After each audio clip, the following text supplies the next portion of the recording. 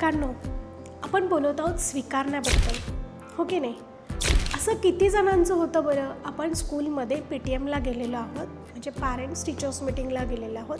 आपण मुलांचं रिझल्ट बघायला गेलो आहे. आपण रिझल्ट बघतो आणि आपलं लक्ष जातं ज्या विषयामध्ये त्या बाळाला, त्या मुलाला कमी मार्क्स मिळाले तिकडे.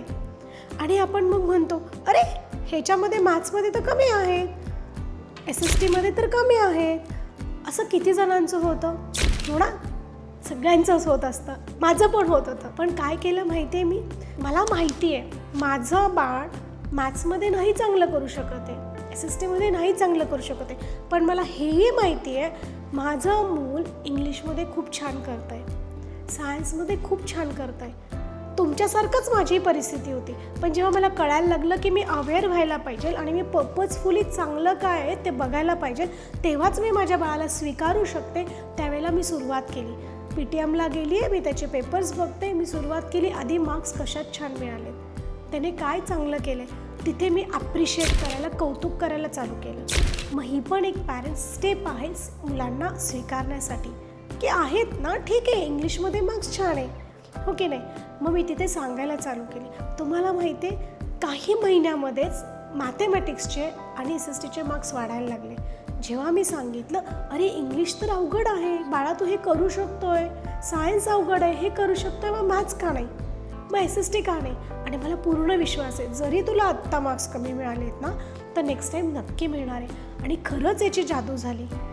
मी तुम्हाला इथे अजून एक सांगेल. जर समजा मी जर असं म्हटलं की बाळा रे, काय रे मॅथ्समध्ये तर कमी मार्क्स मिळाले, SSTमध्ये कमी आहेत, जर मी इथून सुरुवात केली तर माझा मुलगा जर बोलका असेल तर तो बोलून दाखवेल, मम्मा तुला तर कळतच नाही आहे का, मी इंग्लिशमध्ये एवढे छान मिळवले, सायन्समध्ये मिळवले, तुला त्याची काहीच पडलेली नाही का, तुला त्याची कदर नाही आहे का, पण मॅथ्समध्ये नाही केलं तर तो बोलते, हो की नाही? हे बोलून दाखवेल. जर समजा एखादं बाळ बोलकं नसेल तर त्याच्या सबकॉन्शियस माइंडमध्ये राहील की माझ्या आईबाबांना माझं कौतुकच नाही आहे, मी एवढं छान करतो ते नाही करत आहे. बघा, इथे दोन्ही प्रकारची मुलं आहेत, एक बोलून दाखवणार आहे, एक न बोलून दाखवणार आहे, पण दोघांच्या मनावर तेवढाच परिणाम होतो आहे. आणि होतं काय, काही मुलं बोलल्यामुळे आपल्याला वाईट वाटतं आहे, काही न बोलल्यामुळे त्यांच्या ते माइंडमध्ये राहिल्यामुळे कुठेतरी त्यांना हळूहळू डिप्रेशन यायला लागतं. कुठेतरी त्यांना असं वाटतं की माझे आई बाबा मला स्वीकारत नाही आहे, त्यांना कौतुक नाही आहे, आणि मग ॲटोमॅटिकली त्यांचा जो ग्राफ आहे ना तो खाली येतो.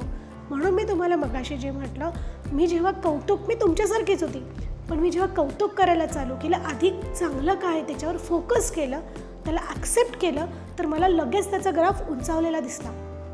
सेम मी सांगेल, समजा एखादं बाळ आपल्या एखाद्या कॉम्पिटिशनला गेलं आहे, लेट्स से तिकडे गोल्डच्या ऐवजी ब्रॉन्झ मिळाला आहे, किंवा फर्स्ट रँक नाही आला, थर्ड आला आहे, फोर्थ आला आहे, काही असू द्या, तिथे तुम्ही मुलांना स्वीकारा. ठीक आहे ना, आलं आहे ना बाळ, ॲटलिस्ट ते कॉम्पिटिशनमध्ये पार्टिसिपेट तर केलं आहे, तिकडे त्याने कॉन्फिडन्स दाखवला आहे, राईट? स्टेजवर गेला आहे मे बी बोलायला, तिथे ॲटलिस्ट तो तिथपर्यंत गेला तरी आहे. बरीच मुलं ते करतसुद्धा नाही किंवा पार्टिसिपेटच नाही करत. मग इथे त्यांना आपण स्वीकारण्याची गरज आहे की ठीक आहे, तिकडेपर्यंत गेले आहे, त्यांना सांगा, बाळा ठीक आहे, तू आत्ता एवढं केलं आहेस ना, मला माहिती आहे नेक्स्ट टाईम तू करशील. हे तुम्ही वारंवार त्यांना जाणीव करून द्या की प्रयत्न केल्याने सगळ्या गोष्टी मिळतात, प्रयत्न केल्याने यश नक्कीच मिळतं. ज्यावेळेला तुम्ही सांगाल त्यावेळेला त्यांना कुठेही कंपॅरिझन वाटणार नाही, किंवा त्यांच्या मनातही येणार नाही की माझ्या आईबाबांना मी आवडत नाही, किंवा त्यांना मी जे करतो आहे किंवा करते ते नाही आवडत आहे, किंवा मी याच्यामध्ये कमी आहे, तिथे कमी आहे, हे कधीही त्यांना वाटणार नाही. म्हणून पालकांनो लक्षात ठेवा, आपण मागच्या व्हिडिओमध्ये बघितलं घरी कसं स्वीकारायचं, आता आपण बघितलं बाहेर कसं स्वीकारायचं आहे. मग शाळेमध्ये असू द्या, कॉम्पिटिशन असू द्या, स्पोर्ट्स असू द्या, जे करतील त्यांना तिथे सपोर्ट करा. पुढची स्टेप ते नक्की गाठतील. आणि हे कधी होईल, जर तुम्ही त्यांना मनापासून स्वीकारलं तर.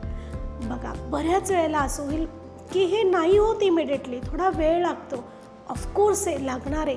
तुम्ही बोलून पण चाल, अरे कमी आले, पण मग पटकन बोलून जायचं, अरे नाही छान आहे, दुसऱ्या याच्यात मार्क्स छान आलेत. इमिडिएट तुमचा फोकस तुम्हाला हलवायचा आहे. हे होईल प्रॅक्टिसने. त्याच्यामुळे तुम्हाला अवेअर राहावं लागेल तुम्ही मुलांशी काय बोलतायत. जेव्हा तुम्ही कराल, तुम्ही 100% त्यांना स्वीकारलेलं असेल. आणि परत मी माझं सिक्रेट मंत्र सांगेल, रोज तुमच्या पाल्याला 2 वेळा घट्ट मिठी मारा 30 सेकंदासाठी. आईने वेगळी मारायची, बाबांनी वेगळी मारायची, रोज तुम्ही त्यांना मारायचीच आहे.